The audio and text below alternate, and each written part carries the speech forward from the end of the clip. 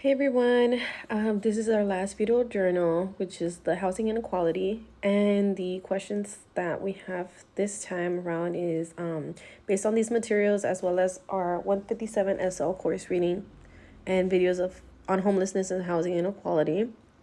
We are asked to reflect on the issues of housing affordability, housing insecurity, and homelessness pertaining to us personally and our community members and or the people served at the 157 SL site.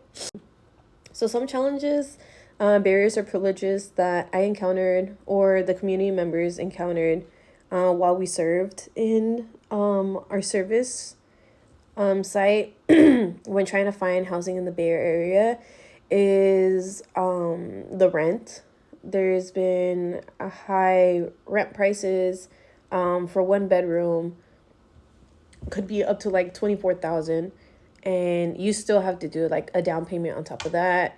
Sometimes it's hard. People have not built any credit, so they're not qualified to get a good housing.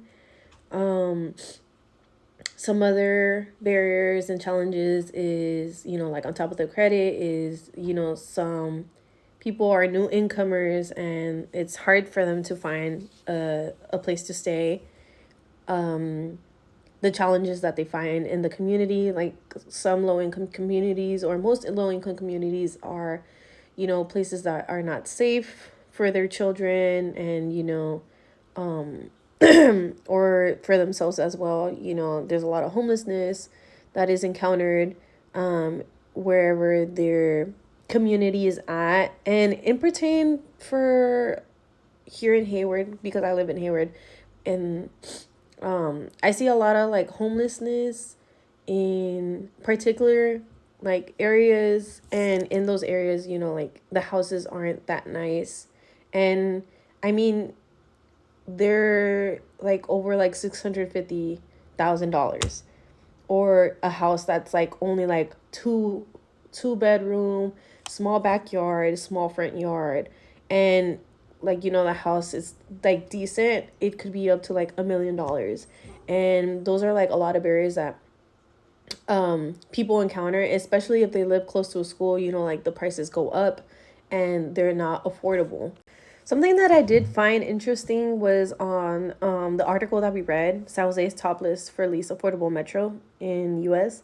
And I was looking at the chart on page 3, and it was basically, stating how like San Jose is the least affordable place, and it continues to be the most unaffordable place in the country to buy a home.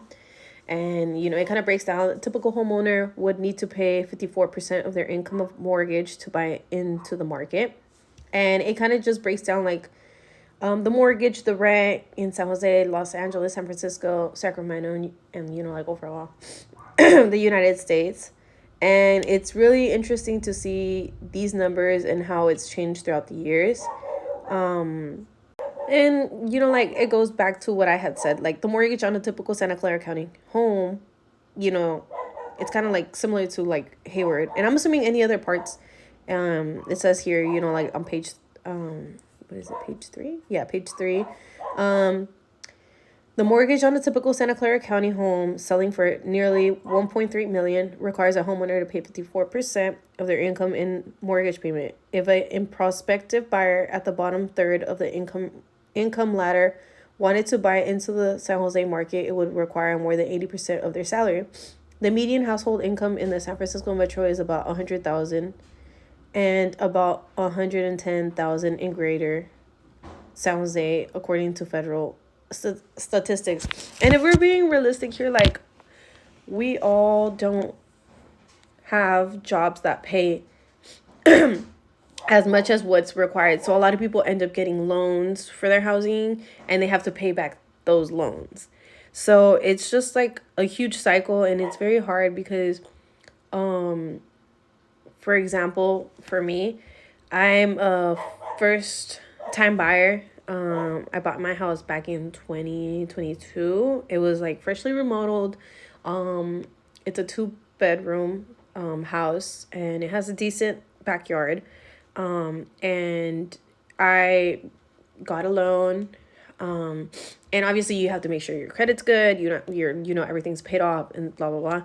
And so, you know, my mortgage is damn, sorry, excuse my language, but it's damn near like 5K each month. And that is a lot. And it makes it hard to live out in the Bay. But I want to live in the Bay. But I also wanted, to get a house to create an asset to make, it's going to benefit me in the long run. But, not everybody has that opportunity to do what I did at my age, or in general, like even like people that are way older don't even have the opportunity. And I understand that because it's very hard to get a job. And then with school also, like I pay my own school and it's very hard. And I think that's the only reason why it's taking me this long to graduate, because it paying it out of pocket. My financial aid does not cover everything that I need. And even though I make decent money, I'm considered to be making good amount of money. And I think that's what's wrong with our system. Like, like the housing keeps on going up and a lot of people can't afford it. And, people have kids and they're like working 2 to 3 jobs and they still can't afford it. So it's a huge issue.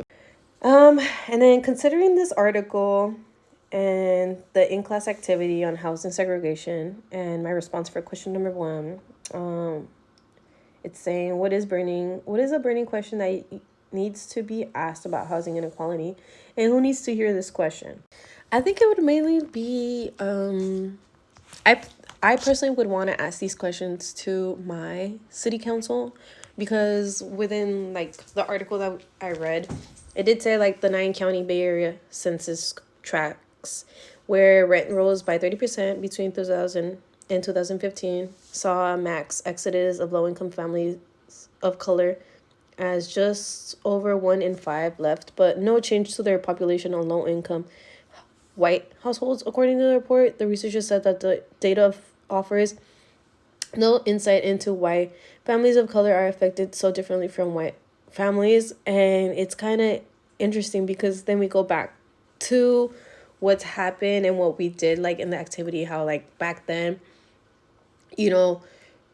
people of color were discriminated and were pushed to leave certain areas due to, the color.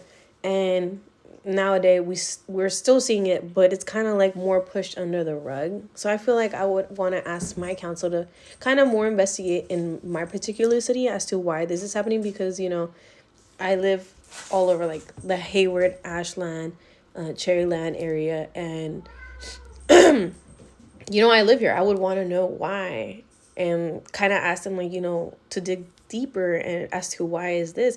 And more importantly, because our council group is very diverse. So it is interesting to read about this and want to ask for their opinion and as to why this is actually happening.